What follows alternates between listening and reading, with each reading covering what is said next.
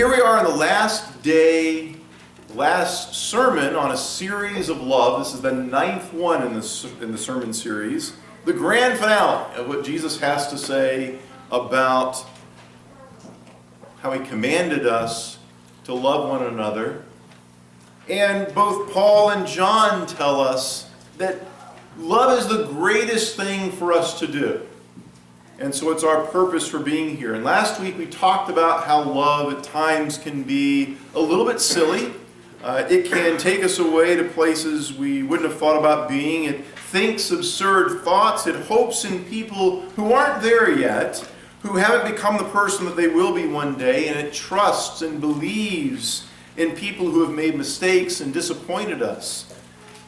Love keeps doing its thing despite the obstacles and the concerns, the hindrances that it faces. Paul made all these statements about love as a contrast to his concerns about what was happening in the Corinthian church. People there were obsessed with spiritual gifts and had become kind of a competition with each other to see who had the best gifts. And they were dividing into factions. They were arguing about their own importance. And some felt great about themselves, and while some felt great about themselves, others felt small in comparison, as if somehow they were worth less in God's eyes because they couldn't do the things that others in the church could do. They didn't have the gifts others seemed to have. And so 1 Corinthians chapter 13 is kind of Paul's way of redirecting the church away from the things that were causing the disruptions and away from the internal problems of the heart that were misleading people away from what mattered the most. So let's turn to 1 Corinthians 13, and we'll begin with verse 8 this week. And we're going to read right on through the end of the chapter, as this is all kind of one big thought that Paul says. Follows along really with what we said last week about love not failing, and prophecies will cease, but love will continue, and knowledge will cease, love will continue. Verse 8, love never fails, but where there are prophecies, they will cease. Where there are tongues, they will be stilled. Where there is knowledge, it will pass away. For we know in part, and we prophesy in part. But when perfection comes, the imperfect passes away. When I was a child, I thought like a child. I talked like a child. I thought like a child. I reasoned like a child. But when I became a man, I put childish ways behind me. Now we see but a poor reflection as in a mirror. But then we shall see face to face. Now I know in part, but then I shall be fully known. Then I shall know fully, even as I am fully known. And now these three remain: faith, hope, and love. And the greatest of these is love. And when you were a child, you thought probably about what you wanted to be when you grew up. I know I played dress up at times. We got in big people's clothes and so forth. But we also thought about what we wanted to be when we grew up. Anybody here have something they wanted to be when they grew up that they didn't become? What did you want to be? A college graduate. College graduate, okay. Who else? What else wanted to be something when they grew up? Can you remember what your dreams were? An astronaut. An astronaut, sure. Every kid wants to be an astronaut, right? Go up into space. Yeah. I want to be a teacher. A teacher, sure, okay. Some people want to be teachers when they grow up. Who else? John, you want to be a fleet manager when you grew I up? just wanted to survive, you know. Just wanted to survive to be an adult. Yeah, 8 brothers and sisters, son. Sure, but people think when they're kids you want to grow up to be what? Doctor, maybe? You want to grow up to be a teacher? You want to grow up to be an astronaut, a scientist? Do all these things you see on TV that are crazy and wild and interesting out in space? I wanted to be a professional football player.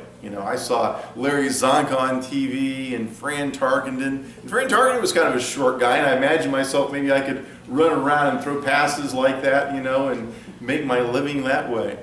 I grew up to be a capacity management specialist. That isn't quite the same thing, minister at times. But you think when you're a kid, you grow up, you want to be these things, but we end up being fleet managers and factory workers and construction people and nurses and all these different kinds of things that we didn't imagine. I wasn't big enough or fast enough to be a professional football player. It just wasn't going to work. But I didn't know that at the time. It was fine for me to imagine and dream a little bit at that age. But some of you weren't clever enough maybe to be engineers or doctors or spacemen. We changed our minds as we grew up. Maybe we understood our limitations to some extent, but maybe we also began to see the world around us, that it needed things that we never dreamed of when we were younger. Accountants and nurses and therapists and cooks and factory workers, those people made the world go round too, even if they weren't as glorified when we were little. We could make a difference in all kinds of roles we didn't even know about, that didn't exist or didn't seem to exist. Of course, some of them may not have existed when I was a kid, or maybe when John was a kid. They didn't have computers, I don't know. You didn't dream of being a computer scientist. That would be imaginary stuff, right? So we wanted to make a difference. We couldn't imagine things when we were growing up. Every now and then when I was growing up too, you can do things now you never even imagined. And every now and then as I was growing up, the adults would have one of those adult discussions. Remember one of those sometimes the adults would have these discussions and the children were particularly uninvited. And I kind of imagined every now and then what those discussions would have been about. Maybe they were about finances and money and investments, or how the children were behaving, or taking all of us to Disney World. That would have been a good idea for them to think about, I think. I don't know what they were talking about, really. Adult things, of course, but nothing that I was really in on, and maybe something I still don't really participate in because I haven't yet grown up. But when you're a child, all you can think about is playing, right? And the boredom of going to school, and maybe your hormones. You're selfish. The world is all about you. And so as a teenager, you have these arguments with your parents. And when you're in middle school, you insult all the other middle schoolers because you want to feel better about yourself. You make big mistakes, and you end friendships and dating relationships because you don't know how to act, how to treat people well.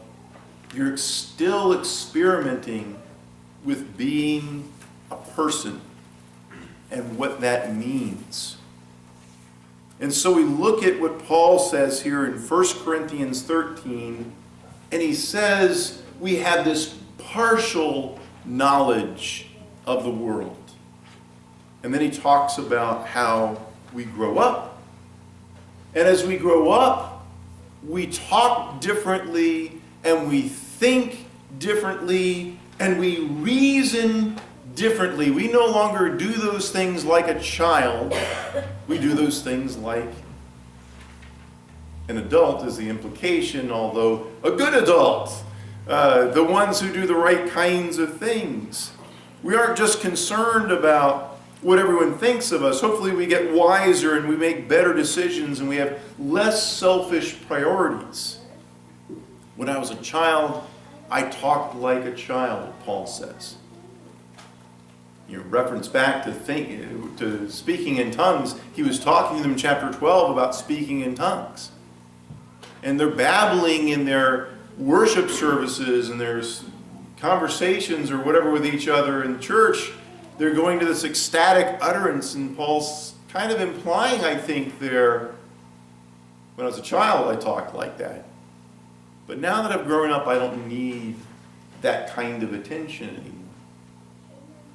I thought like a child. I reasoned like a child. The Corinthians, they're obsessed with self-importance and sounding religious, which is why speaking in tongues was such a popular gift for them. because it helped them in some ways to feel like they were more religious than they actually were. They were a poor reflection of the person that God wanted them to be, that they wanted themselves to be. They knew, they desired to be a better person, but they weren't there yet. And so Paul says, now we see in a mirror dimly. We look in a mirror, and of course nowadays we have these really clear mirrors, so it blows the illustration a little bit. But back then, you had sort of like a silver mirror that you'd look into, and you'd only see this sort of wobbly, wiggly reflection of yourself that wasn't quite clear. And so you look in the mirror, and you don't see you as you really are or as you could be. Instead, you see a poor reflection. And Paul says, when you grow up, when you get your priorities right, when you learn to love people and what's important in life, then you'll see things better. You'll be a more perfect you. When the imperfect is gone, the perfect will take its place, and you'll be there with God and live the way He intended you to be.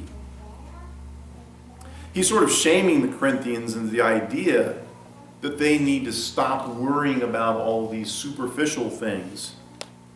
Who has the greatest gifts? And strive instead for what's really important. How you treat each other. The relationships that you build. The kind of person that you become. And that's the same lesson for us, right? We worry about what job we have, what people think of us, whether we are popular. And it's hard not to think about those things sometimes. But none of it really matters. And we kind of down deep understand that, we know it. We're here for a purpose, to care for each other, to grow, to come to understand each other, to grow up. To no longer be children, to put the childish things behind us. So let's flip over to chapter 14, verse 12. I'm just going to read a verse or two from here. He says, so it is with you, since you are eager to have spiritual gifts, try to excel in gifts that build up the church. It says in other places to build each other up. Did you ever stop to think that you have some control over the spiritual gifts that you have? I never really thought about that until this week. I was looking at this verse and it kind of blew me away as I thought about the idea. He says, try to excel in the gifts that build up the church. As if you had a choice. As if you can do that. You know? That you can put your focus and your energy and your attention into things that help other people to feel better about themselves. And maybe then you'll feel better about yourself as well. But that build up the church. In verse 18, let's skip down there. He says, I thank God that I speak in tongues more than all of you, but in the church I would rather speak 5 intelligible words to instruct others than 10,000 words in a tongue. Brothers, stop thinking like children in regard to evil, be infants, but in your thinking, be adults. In the law it is written, through men of strange tongues and through the lips of foreigners, I will speak to this people, but even then they will not listen to me, says the Lord. So he links together this idea of speaking like children with this speaking in tongues that's going on there, interpretation of speaking in tongues that's happening that was skewed from the truth, from the way that it should be, that they should be using it to communicate, not to cause confusion. Love is better, Paul says, than all the other spiritual gifts that you can have. It's better than faith and hope. He singles out those three. He says, in the end, all that there is faith, hope, and love.